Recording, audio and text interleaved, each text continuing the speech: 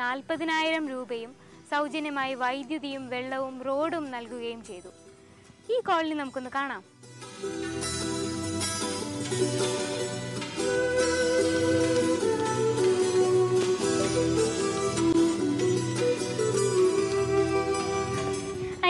നമുക്കിരുന്ന് സംസാരിക്കാം. നമുക്ക് ഈ വാംബേ കോളനിയെ പറ്റിയിട്ട് ഇവിടുത്തെ താമസക്കാരോട് തന്നെ ചോദിക്കാം. ചേച്ചിക്ക് ഇപ്പോൾ എത്ര നാളായി ഈ വീട് കിട്ടിയിട്ട്? കിട്ടിയിട്ട് 6 വർഷത്തോളമായി. അപ്പോൾ താമസം തുടങ്ങിയിട്ട് 5 വർഷമായി. 5 വർഷമായി. ഓക്കെ. ഇതിന് മുന്നേ എവിടെയാണ് താമസിച്ചിരുന്നത്? പുറമ്പോക്കിലായിരുന്നു. പുറമ്പോക്കിൽ. ഈ കോളനി എങ്ങനെയുണ്ട്? കോളനിയൊക്കെ കുഴപ്പമില്ല, നല്ല ആൾക്കാരാണ്, നല്ല പലയിടത്തുനിന്നും വന്ന ആൾക്കാരുമായിട്ട് നല്ല സഹകരണമാണ്, നല്ല സന്തോഷമായിട്ട് പോകുന്നു ഇതുവരെ. ഇവിടെ വെള്ളവും വൈദ്യുതിയും ഒക്കെ എങ്ങനെയുണ്ട്? കറണ്ടൊക്കെ എല്ലാ വീട്ടിലും ഉണ്ട്. പിന്നെ ഇനിയിപ്പോൾ പുതിയ പുതിയ ആൾക്കാർ വരുന്നതിൽ അതിനേക്കാളും ഇപ്പം പൈപ്പും ഉണ്ട്. എല്ലാം മൂന്ന് പൈപ്പുണ്ട്, താഴേലും ഞങ്ങൾക്കും. എല്ലാ സമയത്തും വെള്ളമൊക്കെ ഉണ്ടോ? എല്ലാ സമയത്തും.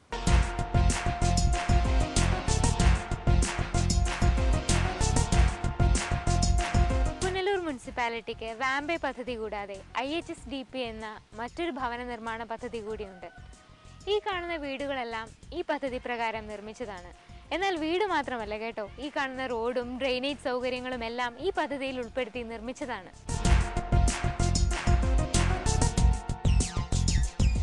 മാലിന്യ സംസ്കരണത്തിൻ്റെ നിങ്ങളെ തുടക്കം കുറിച്ചിട്ടുണ്ട്, വളരെ സ്വാഗതാർഹമാണ്. 1-2 നിരീക്ഷണങ്ങൾ. ഒന്ന്, ഇതിലേർപ്പെട്ടിരിക്കുന്ന പ്രവർത്തകരാരും കയ്യുറകളൊന്നും ധരിക്കുന്നതായിട്ട് കാണുന്നില്ല. നിങ്ങളിവിടെ തന്നെ മറ്റ് വീഡിയോകളൊക്കെ കണ്ടു കാണും. അവരെ വളരെ അപകടകരമായിട്ടുള്ള വൃത്തികെട്ട മാലിന്യങ്ങൾ കൈകാര്യം ചെയ്യുന്നതുകൊണ്ട് കയ്യുറകൾ നിർബന്ധമാക്കണം. അവർക്ക് ആദ്യം തടസ്സം ഉണ്ടാവും. ഞങ്ങളിതെല്ലാം കൊടുത്തിട്ടുണ്ട്, അതുപോലെ ക്ലബ്ബുകൾ കൊടുത്തിട്ടുണ്ട്. പക്ഷേ ഈ പറഞ്ഞു കഴിഞ്ഞാൽ ഇവരെ കുറച്ച് അവിടെയാണ് ഒരു നമ്മൾ കൊടുത്തിട്ടുണ്ട് എന്നുള്ളതൊരു ഫയലിൽ നല്ല ഉത്തരവാണ്. പക്ഷെ പ്രായോഗികമായിട്ട് ഉപയോഗിക്കാൻ പ്രേരിപ്പിക്കണം. അത് ആദ്യഘട്ടത്തിൽ സൂപ്പർവൈസറുടെ ചുമതല തന്നെയാണ്. വ്യവസായത്തിലും അങ്ങനെ തന്നെയാണ്. സുരക്ഷാ വ്യവസ്ഥകളെ മറികടക്കുക എന്നുള്ളത് അവർക്ക് അത്ര അറിവില്ലാതുകൊണ്ട് ചെയ്യുന്നതാണ്. അപ്പോൾ അത് മേലുദ്യോഗസ്ഥരുടെ ചുമതലയാക്കണം. ഇവരെ ഒരു സ്വകാര്യ ഏജൻസിയായിട്ടോ അല്ലെങ്കിൽ സ്വാശ്രയ സംഘമായിട്ടാണ് ചെയ്യുന്നത്. അവർക്ക് ഇന്ന് എന്ത് വരുമാനം കിട്ടുന്നുണ്ട് ഈ ജോലി ചെയ്യുന്നവർക്ക്? ഒരാൾക്കൊരു 3000 രൂപയോളം പ്രതിമാസം വരുമാനം കിട്ടുന്നുണ്ട്.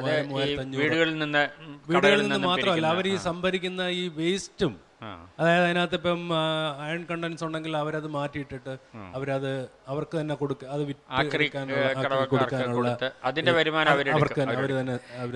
ചിത്രത്തിൽ കണ്ടത് ഇവരെല്ലാം ചാക്കിലാക്കി എവിടെയോ കൊണ്ടിങ്ങനെ സോർട്ട് ചെയ്ത് അവർ മാറ്റിയിട്ടുണ്ട്. അത് കഴിഞ്ഞ് എങ്ങനെയാണ് ഇത് സംസ്കരിക്കുന്നത്? ഞങ്ങളിപ്പോൾ ഒരു 4-5 വർഷങ്ങളായി നടത്തുന്ന നിരന്തരമായ പരിശ്രമത്തിന്റെ ഭാഗമായി 4 ഏക്കർ സ്ഥലം ഇപ്പോൾ നഗരസഭയ്ക്ക് ലഭിച്ചു, കണ്ടെത്തിയിട്ടുണ്ട്. അതിൽ ആദ്യം ഞങ്ങൾക്ക് ലഭിച്ചത് 3 ഏക്കർ സ്ഥലമാണ്. ആ 3 ഏക്കർ സ്ഥലം കുറച്ച് താഴ്ന്ന പ്രദേശമായിരുന്നു എന്നുള്ളത് കൊണ്ട് തന്നെ ഞങ്ങൾ ഈ ക്ലീനിങ് യൂണിറ്റുകളെല്ലാം ആരംഭിച്ചതിന് ശേഷം പ്ലാസ്റ്റിക് മാലിന്യങ്ങൾ വേർതിരിച്ച് പ്ലാസ്റ്റിക്കും മാലിന്യങ്ങൾ ചിത്രത്തിൽ കണ്ടത് ഇതെല്ലാം ഒരു തുറസായ സ്ഥലത്ത് ഇടുന്നതാണ്. അവിടെ പ്ലാന്റ് സ്ഥാപിക്കാനുള്ള പദ്ധതിയാണ്. ഇപ്പോൾ ഞങ്ങൾ ശരിക്കും അത് പിക്ചറൈസ് ചെയ്തതിൽ കുറച്ച് പ്രശ്നമുണ്ട്. കാര്യം അവരെനിക്ക് തോന്നുന്നത് ജനറലായിട്ട് ഞങ്ങളുടെ ഡംപിങ് ഗ്രൗണ്ട് അങ്ങ് കാണിച്ചതാണ്. ശരിക്കും അത് ചെയ്യുന്നതെന്ന് പറഞ്ഞാൽ അവിടെ ഷെഡൊക്കെ ഉണ്ട്. പ്ലാസ്റ്റിക് മാലിന്യങ്ങൾ ഞങ്ങൾ വേർതിരിച്ച ഷെഡിലാക്കാറുണ്ട്. അത് തന്നെ അത് കുറച്ചൊക്കെ ഓപ്ഷൻ ചെയ്ത് ഈ ആക്രി കടക്കാരെടുക്കും. കുറച്ച് സാധനങ്ങളാണ് ബാലൻസ് വരുന്നത്.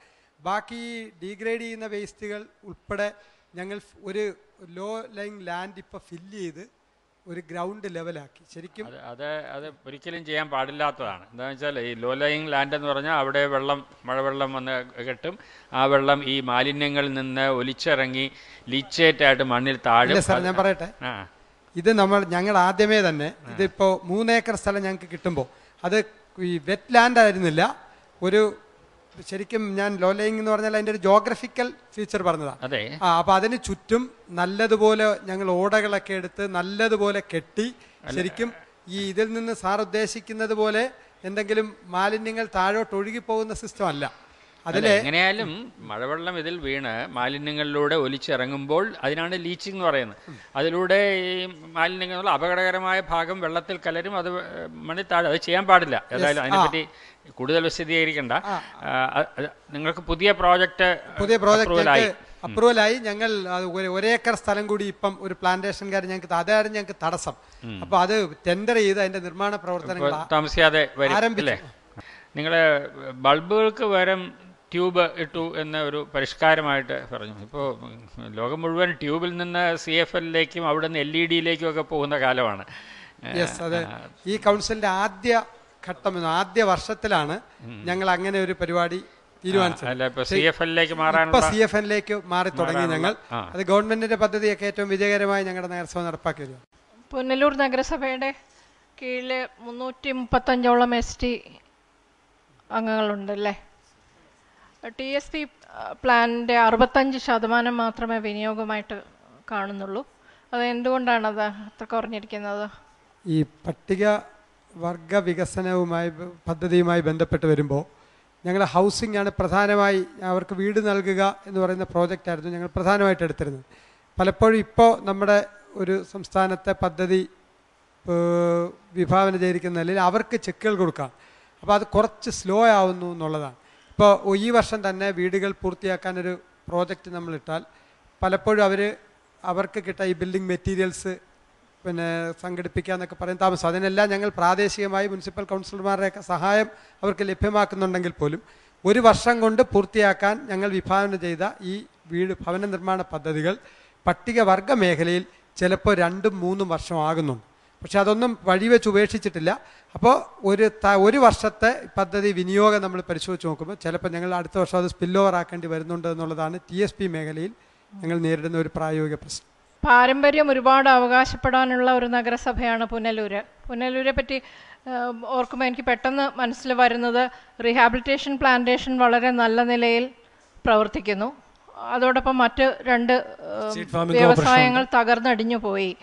നമുക്കതിനെ ഒന്നും രക്ഷിക്കാൻ പറ്റിയില്ല. ഈ 2 വൈരുദ്ധ്യങ്ങളായിട്ട് നിൽക്കുന്നു. എന്തെങ്കിലും രാഷ്ട്രീയമായിട്ടുള്ള വേർതിരിവുകൾക്കപ്പുറമായിട്ട് വികസനം കടന്നു വരാത്തത് കൊണ്ടാണോ ഈ മാതിരിയുള്ള പ്രശ്നങ്ങൾ ഉണ്ടാകുന്നത്? ഇതിലെ 2 കാര്യങ്ങൾ. ഇനി പുനലൂരിനുള്ള വികസനത്തിന്റെ കാഴ്ചപ്പാട് എന്താണ്? കഴിഞ്ഞ 5 വർഷങ്ങൾക്കിടയിൽ പുനലൂരിലുണ്ടായ ഒരു മാറ്റം, ഈ ആഗ്രോ ഫ്രൂട്ട്സ് എന്ന് പറയുന്ന ജ്യോതി മാംഗോ ജ്യൂസ് ഉൽപ്പാദിപ്പിച്ചിരുന്ന ഫാക്ടറി പൂട്ടിയിരുന്നതാണ്. പക്ഷേ ഇപ്പോൾ തുറന്നു പ്രവർത്തിച്ചു. ഒരു 10 വർഷത്തിന് മുകളിലായി പൂട്ടിയിരുന്ന സ്ഥലമാണ്. അതേപോലെ തന്നെ പുനലൂർ പേപ്പർ മിൽസ് ഏതാനും നാളുകൾക്കകം, ഒരുപക്ഷെ ഈ മുനിസിപ്പൽ കൗൺസിലിൻ്റെ പീരീഡിൽ തന്നെ തുറന്ന് പ്രവർത്തിപ്പിക്കും. ഇതെല്ലാം അവിടെയുള്ള കൂട്ടായ രാഷ്ട്രീയ നേതൃത്വത്തിൻ്റെയും അതേപോലെ തന്നെ നഗരസഭയുടെയും ഒക്കെ ഇടപെടലിൻ്റെ ഭാഗമായിട്ടാണ് ഇത് നടന്നത്. ഈ തമിഴ്നാടിൽ നിന്നുള്ള മൈഗ്രൻസ് ധാരാളം കാണുമല്ലോ, അതിന് എങ്ങനെയാണ് അവരുടെ കാര്യങ്ങൾ ഹാൻഡിൽ ചെയ്യുന്നത്? അല്ല, അവർ പൊതുവെ ഇപ്പം സത്യം പറഞ്ഞാൽ നമ്മുടെ അവിടെ തൊഴിലാളികൾ സത്യത്തിൽ അവരില്ലെങ്കിൽ തൊഴിൽ മേഖലയിൽ വളരെ ഒരു ശൂന്യത പോലെയാണ് ഞങ്ങൾക്ക് ഫീൽ ചെയ്യുന്നത്. രാവിലെ ഇപ്പം അവിടെ തൊഴിലിന് ആളെ കിട്ടണമെങ്കിൽ തമിഴ്നാട്ടിൽ നിന്നൊരു ഗ്രൂപ്പ് സത്യത്തിൽ പലപ്പോഴും എനിക്ക് തോന്നുന്നു ടൗണിൻ്റെ പല ഭാഗത്തും അവർ നിന്നിട്ട് അവരെ വന്ന് വിളിച്ചുകൊണ്ട് പോകുന്ന ഒരു സിറ്റുവേഷനാണ് ഇന്നുള്ളത്. അപ്പം അവർക്ക് ഞങ്ങൾ ഇപ്പം അവരുടെ ഈ ഐഡൻറ്റിറ്റിയൊക്കെ ഞങ്ങൾ പോലീസുമായിട്ട് ബന്ധപ്പെട്ട് അവർക്കൊരു ഗവൺമെൻറ്റിൻ്റെ നിർദ്ദേശാനുസരണം തന്നെയാണ്, പോലീസും നിർദ്ദേശമനുസരിച്ച് നമ്മൾ അവരെല്ലാം ഫോട്ടോസും അവരുടെ ഒരു ഐഡൻറ്റിറ്റിയും നമ്മൾ പോലീസ് സ്റ്റേഷനിൽ സൂക്ഷിക്കാനുള്ളൊരു സംവിധാനം നമ്മൾ അവിടെ ഉണ്ടാക്കിയിട്ടുണ്ടല്ലോ. അല്ലാതെ ഈ തമിഴ്നാട് നമ്മളിപ്പം സാമൂഹ്യ പ്രശ്നങ്ങൾ പലതും ഇങ്ങനെ മോഷണം അതൊക്കെ ധാരാളം കേൾക്കുന്ന സമയം അത് മൊത്തം തമിഴ്നാടിൽ നിന്ന് വരുന്നവരാന്ന് പറയുന്നത്, അങ്ങനെ എന്തെങ്കിലും പ്രശ്നങ്ങൾ നിങ്ങളുടെ മുനിസിപ്പാലിറ്റിയിൽ? അങ്ങനെ വലുതായിട്ടുള്ള പ്രശ്നങ്ങളൊന്നും ഇല്ല. ഇത് ഈ ഒരു ഇവരെ കോൺസെൻട്രേറ്റ് ചെയ്യുന്ന ഏരിയകൾ ഞങ്ങൾക്കറിയാം. അപ്പോൾ അവിടെ പോലീസിൻ്റെ ഞങ്ങൾ സ്ട്രിക്റ്റ് ആയിട്ട് അത് പറയാറുണ്ട്. വരുമ്പോൾ തന്നെ അവിടെയുള്ള ആൾക്കാർ തന്നെ പറയാറുണ്ട്, പുതിയതായിട്ട് ആൾക്കാർ വരുമ്പോൾ അപ്പോൾ ഇവർ തന്നെ വിളിച്ച് ഈ ഒരു കാർഡുണ്ടാക്കി രാത്രിയിലൊക്കെ ഇങ്ങനെ കാർഡില്ലാത്തവരെ കണ്ടാൽ പോലീസ് പിടിച്ചുകൊണ്ട് പോവുകയും ചെയ്യും. പുനലൂർ മുനിസിപ്പാലിറ്റിക്ക് ക്രെഡിറ്റ് എടുക്കാൻ പറ്റുന്ന ഏറ്റവും വലിയ കാര്യം മുനിസിപ്പാലിറ്റി എന്തായിരിക്കും ചെയ്തിരിക്കുന്നത്? അത് ഞങ്ങളുടെ ഈ ഹൗസിംഗ് പ്രോഗ്രാം തന്നെയാണ്, പ്രോജക്റ്റാണ് ഞങ്ങൾക്ക് ഏറ്റവും നന്നായിട്ട് ചെയ്തത്. കാരണം കേന്ദ്ര ഫണ്ട് ഞങ്ങൾ ഏതാണ്ട് 97% യൂട്ടിലൈസ് ചെയ്ത് അതിൻ്റെ എല്ലാം വാമ്പേക്ക് ഞങ്ങൾക്ക് 5 കോടി രൂപ കിട്ടി. അതുപോലെ തന്നെ ഞങ്ങളൊരു ചെറിയ മുനിസിപ്പാലിറ്റിയൊക്കെ ആണെങ്കിലും കേന്ദ്രത്തിൽ നിന്ന് ഞങ്ങൾക്ക് ഈ IHSDPയുടെ ഫണ്ട് ഞങ്ങൾക്ക് 9 കോടി രൂപ ഞങ്ങൾക്ക് സാങ്ഷൻ ചെയ്തെടുക്കാനായിട്ട് പറ്റി. അതുപോലെ തന്നെ ഇപ്പം ഖരമാലിന്യ പ്ലാന്റിന് വേണ്ടി അതിൻ്റെ ഫണ്ട് ഞങ്ങൾക്ക് ഏകദേശം 5 കോടി രൂപയോളം ഞങ്ങൾക്ക് കിട്ടി. അപ്പോൾ അത് യൂട്ടിലൈസ് ചെയ്തുകൊണ്ടാണ് കാരണം ഞങ്ങൾക്ക് സത്യത്തിൽ ശമ്പളം കൊടുക്കാൻ പോലും ഒരു ഫണ്ട് ഇല്ലാത്തൊരു മുനിസിപ്പാലിറ്റിയാണ് ഇപ്പം പുനലൂരിനെ സംബന്ധിച്ചിടത്തോളം. ശമ്പളം കൊടുക്കണമെങ്കിൽ പോലും കറക്റ്റായിട്ടുള്ള ഞങ്ങളുടെ ഫണ്ട് വരിക കറക്റ്റായിട്ട് വന്നില്ലെങ്കിൽ ഞങ്ങളുടെ ഉദ്യോഗസ്ഥർക്ക് ശമ്പളം കൊടുക്കാൻ പോലും പറ്റാത്ത